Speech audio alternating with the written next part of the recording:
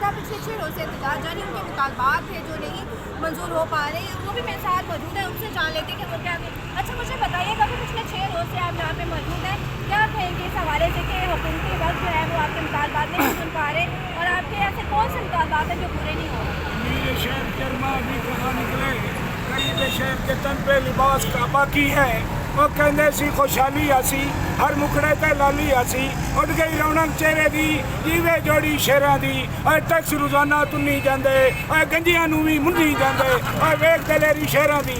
میں یہ کہنا چاہتا ہوں مریم نواز صاحبہ، جب نواز شریف صاحب نے آنا تھا اور آپ کو یہ بات ذہن میں رکھنی چاہیے، آپ نے وعدہ کیا تھا کہ میں آؤں گی تو آپ کے مطالبات پورے کروں گی۔ آپ وزیر اعلیٰ بن گئی، 2 سال ہو گئے، کوئی مطالبہ پورا نہیں ہوا۔ پھر آپ دیکھیں کہ کیا ہم پاکستان نہیں ہیں، وفاق تک پہ ڈسپیرٹی الاؤنس ملتا ہے، ہمیں حق نہیں ملتا۔ اس کے بعد پینشن پہ کٹوتیاں، جب ہم نے اپنی بچیوں کے حق بھی لے کرنے تھے تو خدا کے لیے ان بچیوں کی بد دعاؤں سے بچیں۔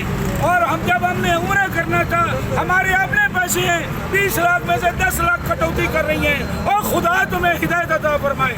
میری بات سنیں، جیسے چیف جسٹس نیلم نے کہا ہے کہ کٹوتیاں نہیں ہو سکتی ہیں، جن شرائط پہ بھرتی ہوئی انہیں پہ ریٹائرمنٹ لازم ہے، تو ہمارے پیسے کی کٹوتی کر کے یہ ملازمین پنجاب پہ جو ظلم کر رہی ہیں، انشاءاللہ میں یہ کہنا چاہتا ہوں، مجھے افسوس ہو رہا ہے میرے والد نے نون لیگ کو ووٹ دیے، میں نے ووٹ دیے، اب 40-50 لوگ سارے نون لیگ، اس وقت پی ٹی آئی تھی نہیں۔ اور خدا کی بندی، آج میں ایک طرح کہتا ہوں میاں دے نعرے ساتھ ہی کہتے ہیں، ساتھ ہی روتے ہیں کہ میاں صاحب جولیاں نہیں، میاں صاحب یہ جولی ہے آپ کے لیے، ہماری پینشن پہ ڈاکہ، ہماری پینشن پہ ڈاکہ ڈالنے والا خدا تم سے پوچھے گا۔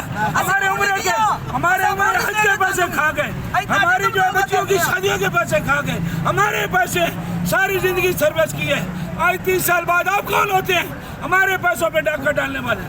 تو دور کرو ٹینشن، دور کرو ٹینشن، دور کرو ٹینشن،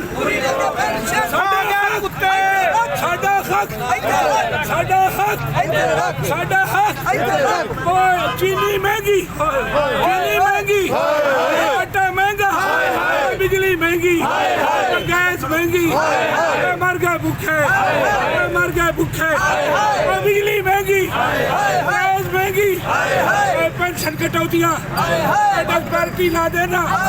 یہاں پہ آپ سے ایک سوال ہے کہ پورے پاکستان میں جہاں پر دیکھا جائے تو پنجاب ایسا ملک ہے، علاقہ ہے، صوبہ ہے جہاں پہ جو تعلیمی نظام ہے وہ سب سے بہتر ہے، اس پہ کیا کہیں گے؟ یہ بالکل یہ بات آپ نے کی ہے بیٹا، یہ میری بات سنیں، 9 میں سے 6 پوزیشن سرکاری سکولوں کی ہیں، ان پرائیویٹوں کی نہیں ہے۔